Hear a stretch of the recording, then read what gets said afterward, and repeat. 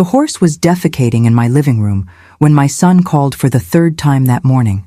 I watched through my phone screen from my suite at the Four Seasons in Denver, sipping champagne while Scout, my most temperamental stallion, knocked over Sabrina's Louis Vuitton luggage with his tail. The timing was perfect, really.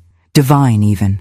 But I'm getting ahead of myself. Let me start from when this whole beautiful disaster began. 3 days ago, I was living my dream. At 67, after 43 years of marriage to Adam and 40 years of working as a senior accountant at Henderson & Associates in Chicago, I had finally found my peace. Adam had been gone for 2 years now. Cancer took him slowly, then all at once, and with him went my last reason to tolerate the city's noise, the endless demands, the suffocating expectations. The Montana ranch sprawled across 80 acres of God's finest work. Mountains painted the horizon purple at sunset. My mornings began with strong coffee on the wraparound porch, watching the mist rise from the valley while my 3 horses, Scout, Bella, and Thunder, grazed in the pasture. The silence here wasn't empty, it was full of meaning. Bird songs, wind through pines, the distant low of cattle from neighboring farms. This was what Adam and I had dreamed of, saved for, planned for. "When we retire, Gail," he'd say, spreading out ranch listings across our kitchen table, "we'll have horses and chickens and not a damn care in the world." He never made it to retirement, but I made it for both of us. The call that shattered my peace came on a Tuesday morning.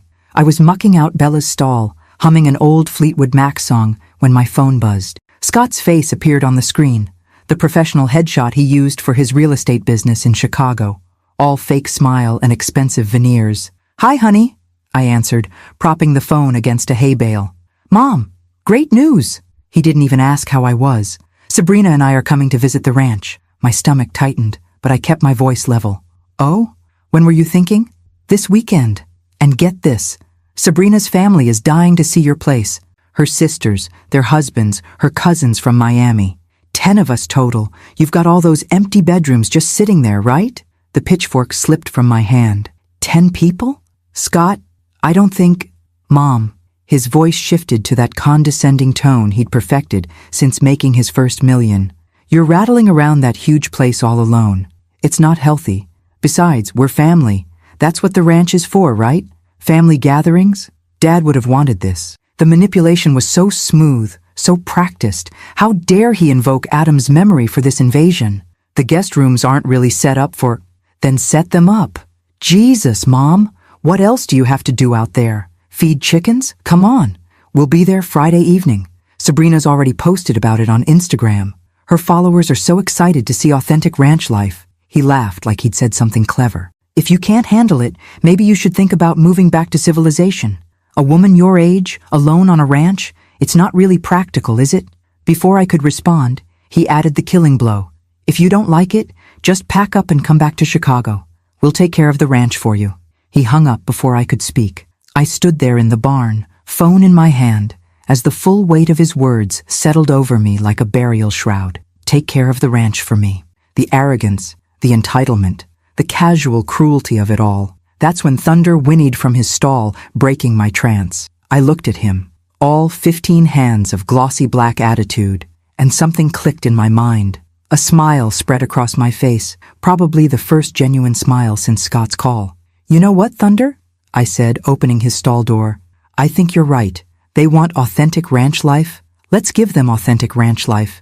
I spent that afternoon in Adam's old study, making calls. First to Tom and Miguel, my ranch hands who lived in the cottage by the creek. They'd been with the property for 15 years, came with it when I bought it, and they understood exactly what kind of man my son had become. "Mrs. Morrison," Tom said when I explained my plan, his weathered face cracking into a grin, "it would be our absolute pleasure." Then I called Ruth, my best friend since college, who lived in Denver. "Pack a bag, honey," she said immediately. "The Four Seasons has a spa special this week. We'll watch the whole show from there."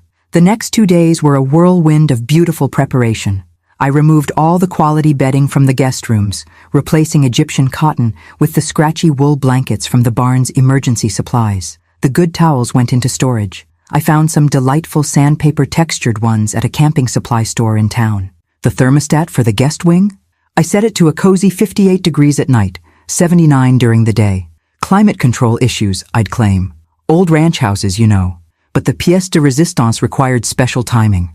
Thursday night, while installing the last of the hidden cameras, amazing what you can order on Amazon with 2-day delivery, I stood in my living room and visualized the scene. The cream-colored carpets I'd spent a fortune on, the restored vintage furniture, the picture windows overlooking the mountains. "This is going to be perfect," I whispered to Adam's photo on the mantel. "You always said Scott needed to learn consequences. Consider this his graduate course." Before I left for Denver Friday morning, Tom and Miguel helped me with the final touches. We led Scout, Bella, and Thunder into the house. They were surprisingly cooperative, probably sensing the mischief in the air. A bucket of oats in the kitchen, some hay scattered in the living room, and nature would take its course. The automatic water dispensers we set up would keep them hydrated. The rest? Well, horses will be horses. The Wi-Fi router went into the safe. The pool, my beautiful infinity pool overlooking the valley, got its new ecosystem of algae and pond scum I'd been cultivating in buckets all week. The local pet store was happy to donate a few dozen tadpoles and some vocal bullfrogs. As I drove away from my ranch at dawn, my phone already showing the camera feeds, I felt lighter than I had in years. Behind me, Scout was investigating the couch. Ahead of me lay Denver, Ruth, and a front row seat to the show of a lifetime. Authentic ranch life indeed. The best part? This was only the beginning. Scott thought he could intimidate me into abandoning my dream, manipulate me into surrendering my sanctuary. He forgot one crucial thing. I didn't survive 40 years in corporate accounting, raise him mostly alone while Adam traveled, and build this life from scratch by being weak. Before you continue, subscribe to the channel and tell me in the comments where you're listening from. I love knowing how far these stories travel. No, my dear son was about to learn what his father always tried to teach him, but he never listened. Never underestimate a woman who's got nothing left to lose and a ranch full of possibilities. Ruth popped the champagne cork just as Scott's BMW pulled into my driveway. We were nestled in the Four Seasons suite in Denver. Laptops open to multiple camera feeds. Room service trays scattered around us like we were conducting some delicious military operation, which, in a way, we were. "Look at Sabrina's shoes," Ruth gasped, pointing at the screen. "Are those Christian Louboutin?" I confirmed, watching my daughter-in-law totter across the gravel in 5-inch heels. $800, about to meet authentic Montana mud. The convoy behind Scott's car was even better than I'd imagined. 2 rental SUVs and a Mercedes sedan, all pristine city vehicles about to experience their worst nightmare. Through the cameras, I counted heads. Sabrina's sisters, Madison and Ashley, their husbands Brett and Connor, Sabrina's cousins from Miami, Maria and Sophia, and their boyfriends whose names I'd never bothered to learn, and Sabrina's mother, Patricia, who emerged from the Mercedes wearing what appeared to be white linen pants. White linen pants on a ranch. "Gail, you absolute genius," Ruth whispered, clutching my arm as we watched them approach the front door. Scott fumbled with the spare key I'd told him about, the one under the ceramic frog that Adam had made in his pottery class. For a moment, I felt a pang of something. Nostalgia? Regret? But then I heard Sabrina's voice through the outdoor camera's audio feed. "God, it smells like shit out here. How does your mother stand it?" The pang disappeared. Scott pushed open the front door, and the magic began. The scream that erupted from Sabrina could have shattered crystal in 3 counties. Scout had positioned himself perfectly in the entryway, tail swishing majestically as he deposited a fresh pile of manure on my Persian runner. But it was Bella, standing in the living room like she owned the place, casually chewing on Sabrina's Hermes scarf that had fallen from her luggage, that really sold the scene. "What the fuck?" Scott's professional composure evaporated instantly. Thunder chose that moment to wander in from the kitchen, knocking over the ceramic vase Adam had made for our 40th anniversary. It shattered against the hardwood, and I surprised myself by not even flinching. Things were just things. This was priceless. "Maybe they're supposed to be here?"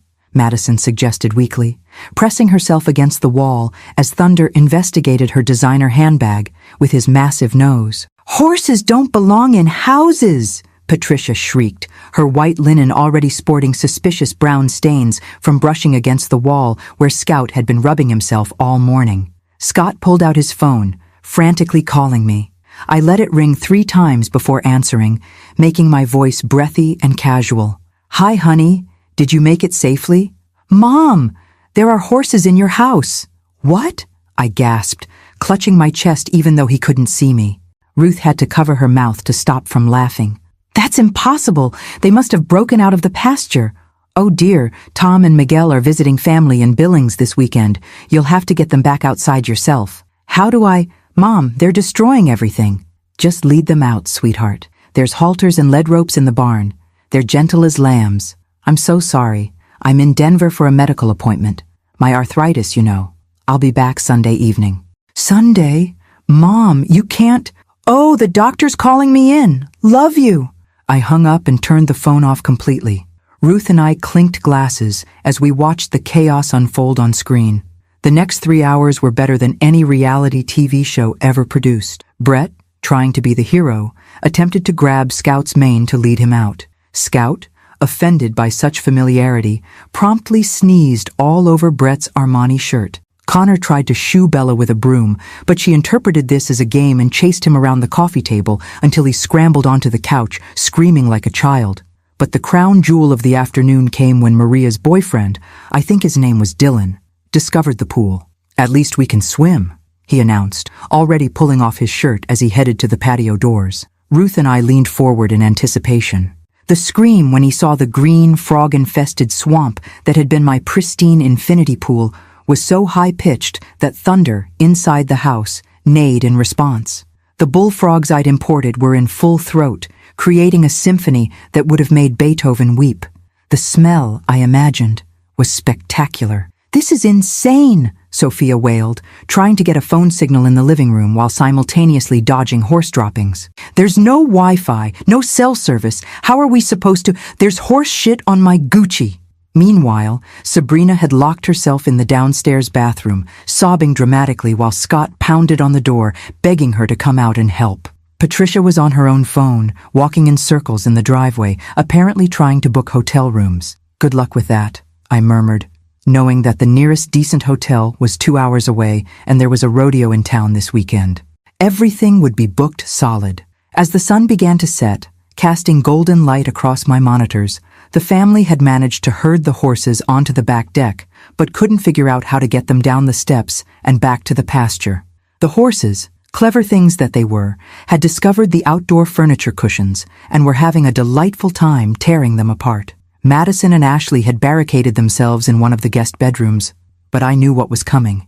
The thermostat had kicked in, dropping the temperature to its programmed 58 degrees. Sure enough, within an hour, they emerged wrapped in the scratchy wool blankets, complaining about the cold. "There's no extra blankets anywhere," Ashley whined. "And these smell like wet dog." That's because they were dog blankets, from the local animal shelter's donation bin. I'd washed them, of course. Mostly. By 9 o'clock, they'd given up on dinner.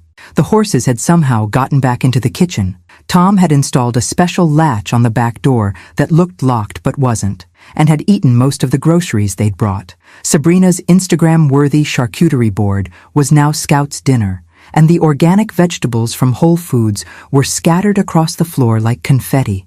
Scott found the emergency supplies in the pantry: canned beans, instant oatmeal, and powdered milk. The same supplies I'd lived on for a week when we first moved to the ranch and a snowstorm cut us off from town. But for this crowd, it might as well have been prison food. "I can't believe your mother lives like this," Patricia said, loud enough for the kitchen camera to pick up clearly. "No wonder Adam died. He probably wanted to escape this hellhole."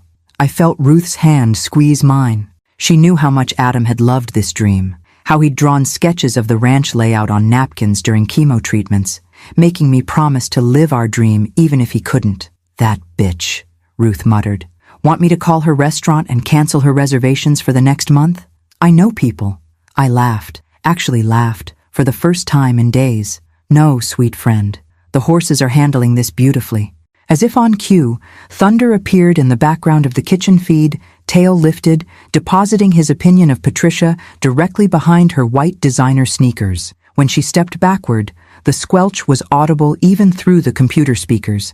The screaming started all over again. By midnight, they'd all retreated to their assigned bedrooms. The guest wing cameras showed them huddled under inadequate blankets, still in their clothes because their luggage was either horse-damaged or still in the cars, too afraid to go back outside where the horses might be lurking. The automatic rooster alarm I'd installed in the attic was set for 4:30 a.m. The speakers were military-grade, used for training exercises. Tom's brother had sourced them from an army surplus store. "Should we order more champagne?" Ruth asked, already reaching for the room service menu. "Absolutely," I said, watching Scott pace his bedroom, gesturing wildly as he argued with Sabrina in harsh whispers. "And maybe some of those chocolate-covered strawberries. We're going to need sustenance for tomorrow's show."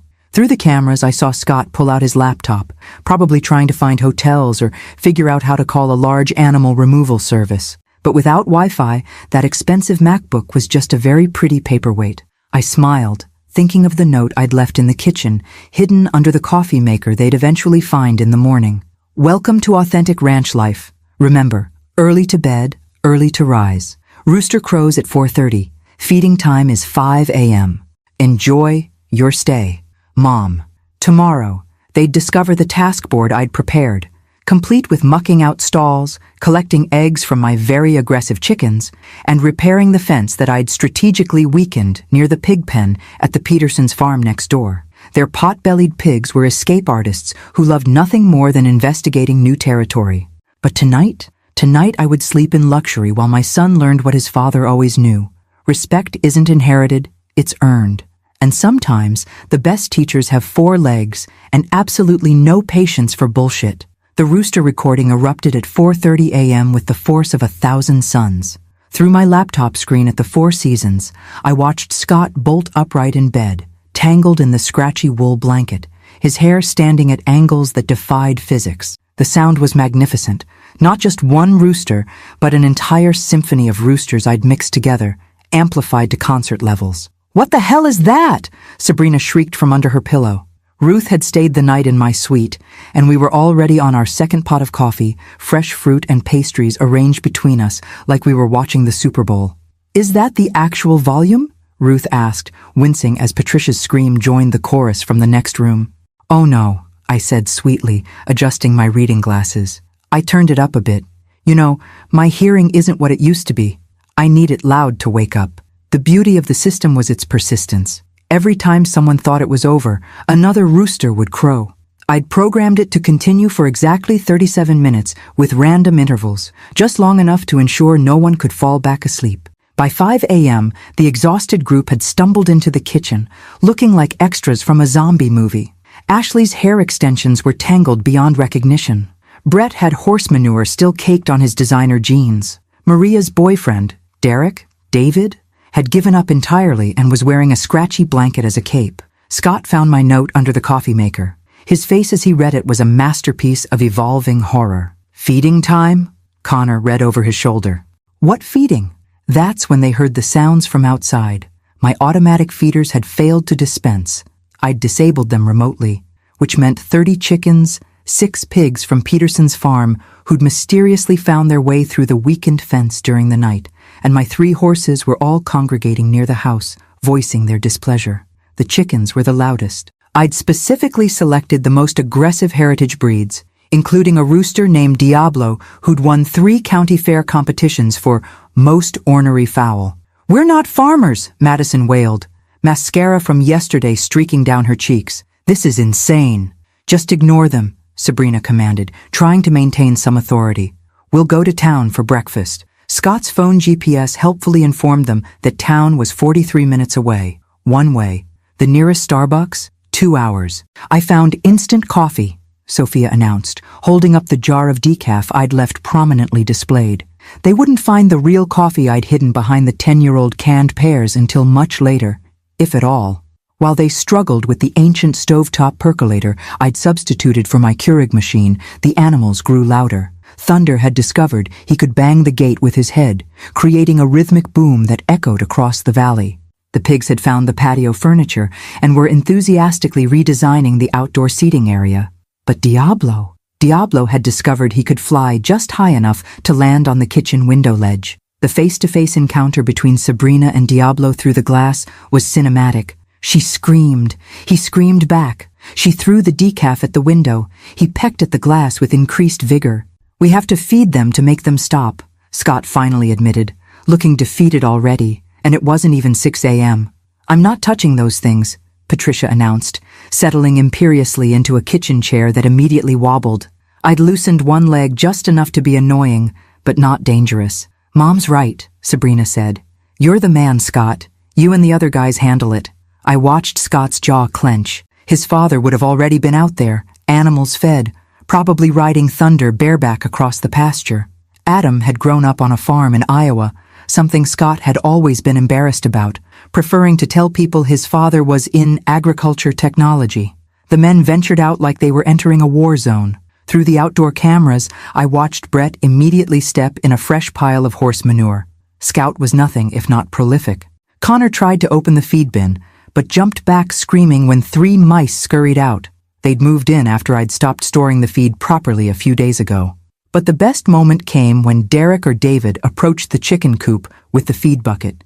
Diablo, defender of his territory, launched himself at the poor boy with the fury of a feathered missile. The bucket went flying, feed scattered everywhere, and suddenly it was chaos. Chickens swarming, pigs charging over from the patio, and the horses trotting over to investigate. Scott tried to maintain order, shouting commands like he was still in his Chicago boardroom, but farm animals don't respond to corporate leadership strategies. Thunder, in particular, seemed to take offense to Scott's tone and expressed his displeasure by knocking him into the water trough. Inside, the women weren't faring better. The kitchen sink had developed a mysterious leak, loose washer, courtesy of Tom. The stove took forever to heat. I'd adjusted the gas flow, and every drawer they opened seemed to contain something unexpected. Mouse traps, rubber snakes, to keep real snakes away, of course, or my collection of veterinary supplies, including very large syringes for horse vaccinations. "There's something wrong with the eggs!" Ashley shrieked, holding up a green one. "They're defective." I laughed so hard Ruth had to pause the video. My Amarocana chickens laid the most beautiful blue and green eggs, but city folks always thought something was wrong with them. By 7 a.m., they'd managed to produce what might charitably be called breakfast: burnt instant oatmeal, green eggs that Sophia refused to touch, and instant decaf that tasted like disappointed dreams. The milk was powdered because the fresh milk in the fridge had mysteriously gone sour. I'd adjusted the refrigerator temperature before leaving. "I need a shower," Sabrina announced. "A long, hot shower." Oh, sweet summer child. The guest bathroom shower had 2 settings: Arctic blast or surface of mercury. The water pressure could strip paint or barely drizzle, nothing in between. I'd also replaced all the luxury towels with those camping ones that absorbed about as much water as wax paper.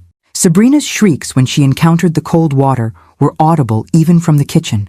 Then the hot water kicked in, and the shrieks went up an octave. Madison tried the other guest bathroom and discovered that the drain was slow, hair from the horses' tails that Tom had carefully placed, causing the shower to flood.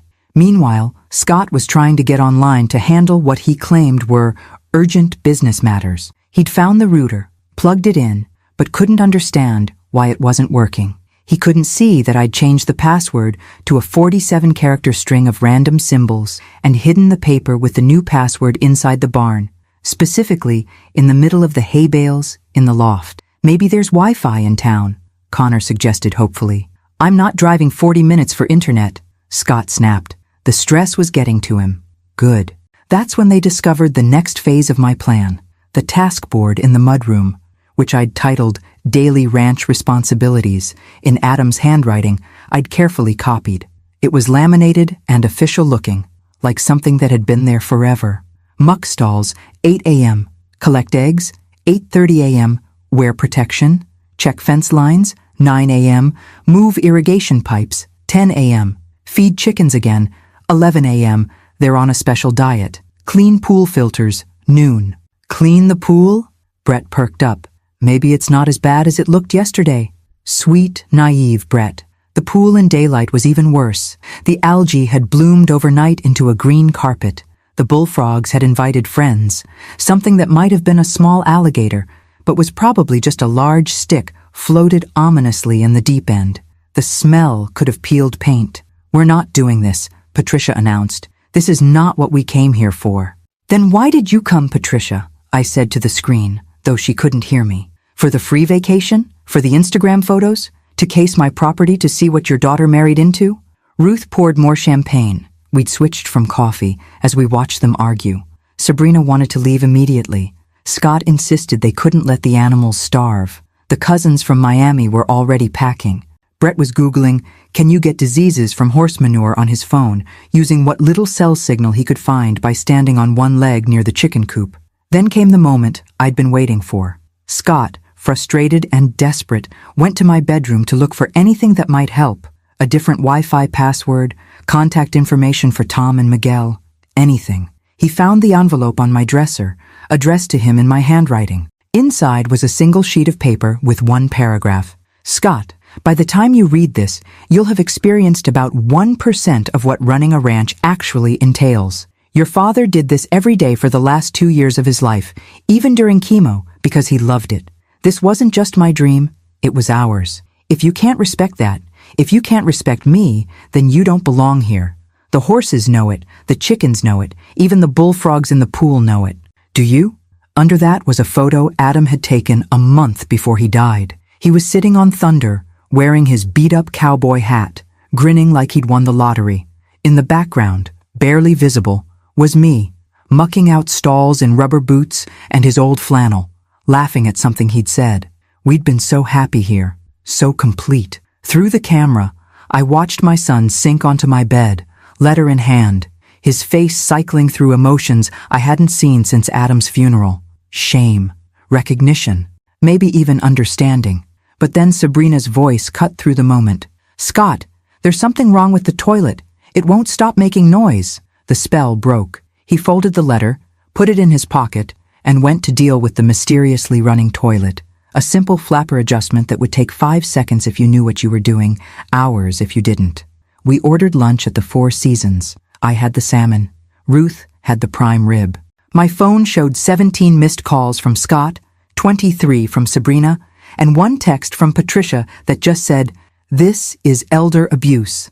Elder abuse." I laughed so hard the waiter came to check on us. The sun was setting on their first full day at the ranch. Through the cameras, I could see them gathered in the living room, exhausted, dirty, and defeated. They'd managed to feed the animals, badly, collect some eggs, losing 3 to Diablo's fury, and Brett had fallen into the pool trying to skim the algae.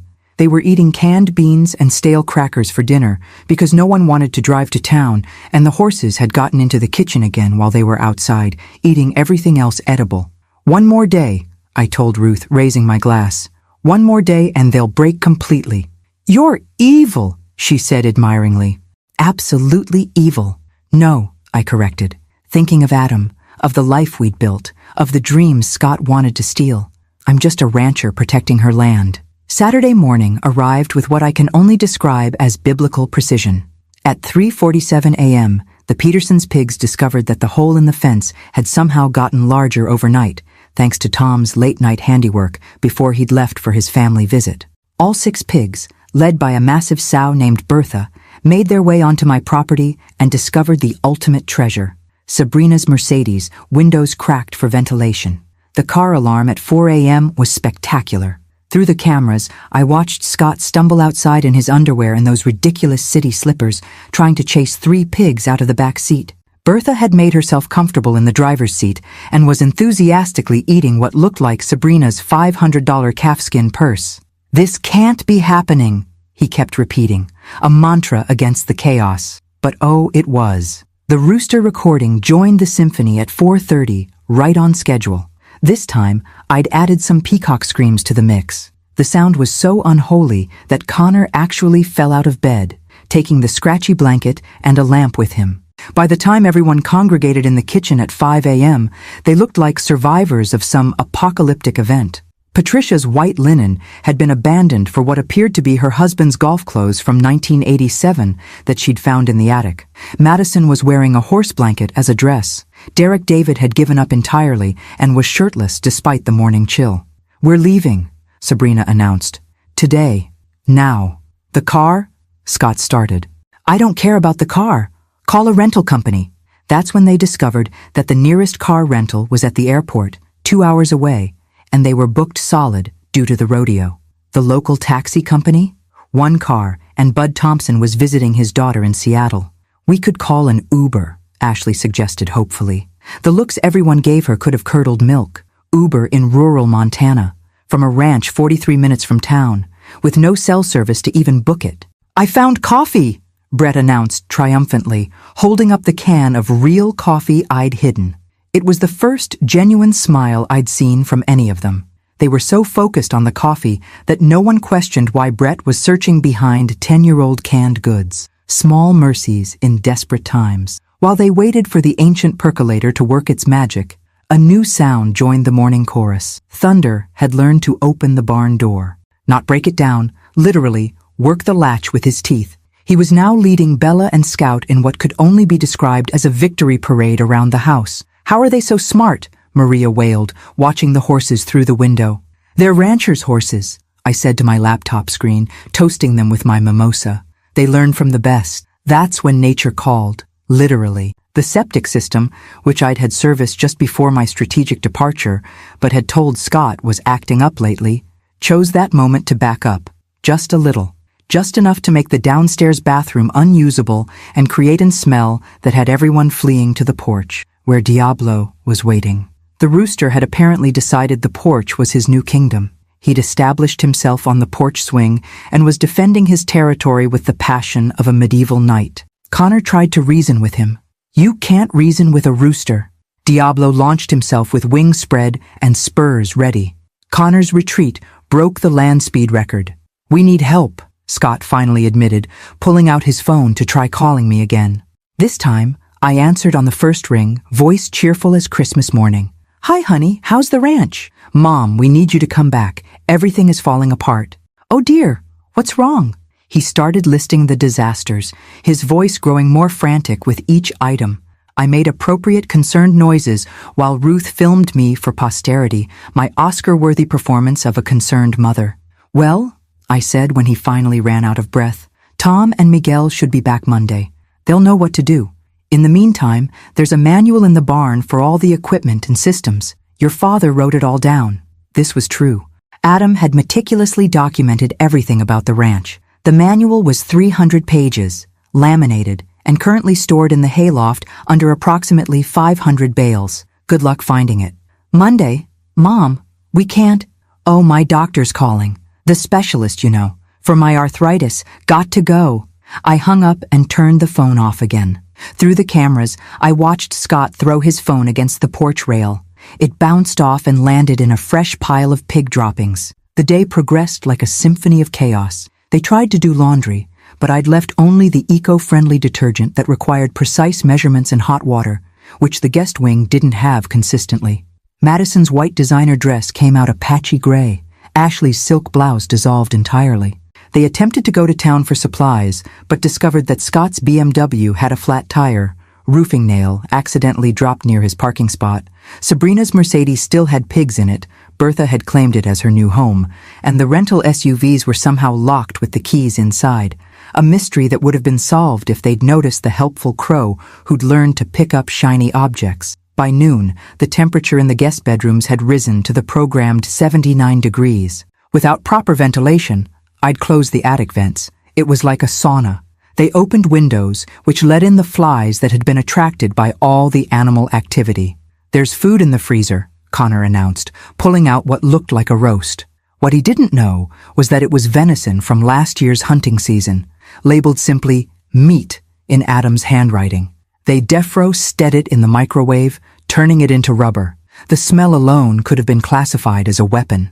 Lunch became crackers, and the green eggs no one wanted to eat, while outside, the animals had organized themselves into what looked like a protest. The horses stood at the kitchen window, staring accusingly. The chickens had discovered they could hop onto the porch roof and were now pecking at the bedroom windows upstairs. The pigs had moved from the Mercedes to explore the BMW, and one ambitious piglet had somehow gotten into the engine compartment. "This is insane!" Patricia kept repeating, fanning herself with a paper plate.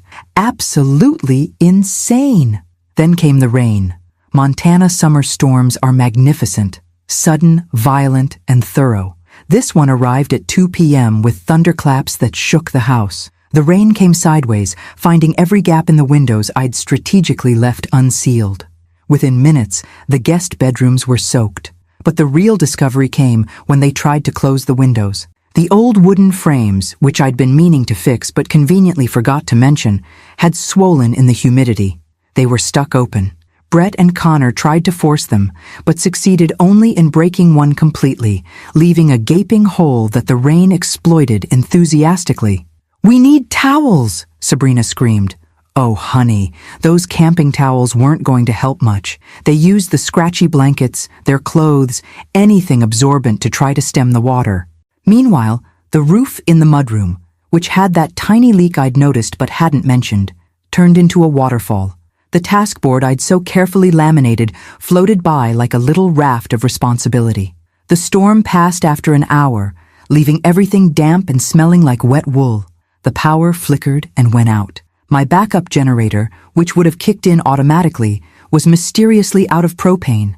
I'd had Tom empty it.